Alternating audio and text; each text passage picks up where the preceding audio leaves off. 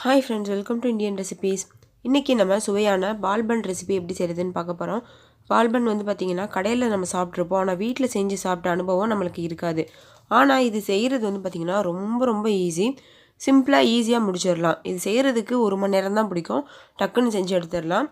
Taste வந்து பார்த்திங்கன்னா நீங்கள் கடையில் சாப்பிட்டா அதே டேஸ்ட் வந்து கிடைக்கும். ஓகே ஃப்ரெண்ட்ஸ், வாங்க வீடியோக்குள்ளே போய் இந்த ரெசிபி எப்படி செய்கிறதுன்னு பார்க்கலாம்.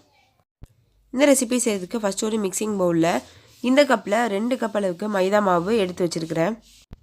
எந்த கப் நீங்கள் அளவுக்கு எடுக்கிறீங்களோ அதே கப்பில் எல்லா இன்க்ரீடியண்ட்டும் அளவு எடுக்கணும். அதே கப்பில் 1 கப் அளவுக்கு சீனியை நல்லா வந்து பொடிச்சு அதையும் சேர்த்துக்கிறலாம்.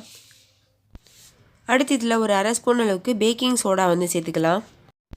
அடுத்து இதில் 1/4 கப் அளவுக்கு நெய் சேர்த்துக்கிறலாம். அடுத்து இதில் ஒரு 1/4 கப் அளவுக்கு தயிர் சேர்த்துக்கோங்க. இதில் நான் ஒரு 1/4 ஸ்பூன் அளவுக்கு உப்பு சேர்த்துருக்கேன். சுவைக்காக நீங்கள் வந்து சேர்த்துக்கோங்க, அதை வீடியோ எடுக்க மறந்துட்டேன். இப்போ இது எல்லாத்தையும் சேர்த்து நல்லா பிணைஞ்சிக்கிறலாம். கொஞ்சமாக ஒரு 2 ஸ்பூன் அளவுக்கு தண்ணி சேர்த்து இதை இன்னும் கொஞ்சம் இலக்கமாக பிசைஞ்சிக்கிறலாம். ஓகே ஃப்ரெண்ட்ஸ், இப்போ மாவு பிசைஞ்சாச்சு. பாருங்கள், இந்த மாதிரி அள்ளி இந்த மாதிரி போடுற அளவுக்கு இருக்கணும். இதுதான் வந்து பக்குவம். இது ஒரு அரை மணி நேரம் ஊறட்டும் இந்த மாவு. அதுக்குள்ளே நம்ம இதுக்கு தேவையான சீனி பாகு வந்து ரெடி பண்ணிடலாம். அதுக்கு 1 கப் அளவுக்கு சீனி சேர்த்துருக்கேன்.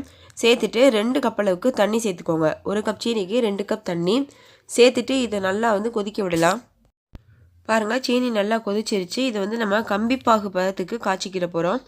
இந்த மாதிரி 2 விரலில் தொட்டால் ஒரு கம்பி மாதிரி வந்து உடையுதில்ல, இதுதான் கம்பி பதம். இது வந்ததுக்கப்புறம் நம்ம ஆஃப் பண்ணிடலாம். இப்போது எண்ணெய் நல்லா சூடாயிடுச்சு. நம்ம வந்து பன்னெல்லாம் நல்லா பொரிச்சு எடுத்துடலாம். கொஞ்சம் கொஞ்சமாக கையில் அள்ளி இந்த மாதிரி போடுங்க. உங்கள் கடாயோட அகலத்தை பொறுத்து இந்த மாதிரி வந்து எத்தனை பன் வேணாலும் நீங்கள் ஒரு டைமில் போட்டு பொரித்து எடுத்துடலாம். நீங்கள் மாவு போடும்போது ரொம்ப வந்து எண்ணெய் சூடாக இருக்கக்கூடாது. ஒரு மீடியம் ஃப்ளேமில் இருந்தால் போதும். ஏன்னா அப்போ தான் வந்து நம்மளுடைய அந்த பன் வந்து நல்லா சாஃப்டாக குக் ஆகும். அப்படி இல்லை ரொம்ப ஹை ஃப்ளேமில் இருந்துச்சு அப்படின்னா வெளியில் மட்டும் பொரிஞ்சிடும், உள்ளுக்குள்ளே மாவு வந்து வேகாது. 2 சைடும் திருப்பி விட்டு நல்லா கோல்டன் ப்ரௌன் கலரில் வந்தோடனே இந்த மாதிரி எடுத்துடலாம். பாருங்கள் ஃப்ரெண்ட்ஸ், நம்மளோட பன் வந்து தயாராகிடுச்சு. இதை வந்து நம்ம செஞ்சு வச்சுருக்கோம்ல சக்கரை பாகு, அதில் போட்டுடலாம். இப்போ பாருங்கள், செஞ்சு வச்சுருக்க சக்கரை பாகில் போட்டாச்சு. போட்டுட்டு ஒரு 1 மணி நேரம் அதை அப்படியே ஊறட்டும். ஊறினதுக்கப்புறமா நீங்கள் வந்து எடுத்து வெளியில் வச்சிடலாம். பாருங்கள், எல்லா பண்ணையுமே வந்து இந்த மாதிரி சக்கரை பாகில் முக்கி எடுத்து வச்சுருக்கேன். இப்போ பார்த்தீங்கன்னா இது வந்து நல்லா ஊறி இருக்குது. அந்த பாகுலேயும் நல்லா ஊறி இருக்குது.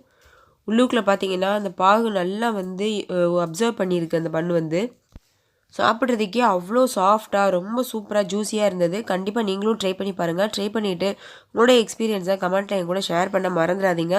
டேஸ்ட் வந்து பார்த்திங்கன்னா ரொம்பவே சூப்பராக இருந்தது. கடையில் நம்ம வாங்கி சாப்பிட்ற அதே டேஸ்ட்டில் இருந்தது. ஸோ ஃப்ரெண்ட்ஸ், நீங்களும் கண்டிப்பாக ட்ரை பண்ணி பார்க்கணும். இன்னொரு சூப்பரான ரெசிபியோடு நான் உங்களை சந்திக்கிறேன். தேங்க்யூ, பாய்.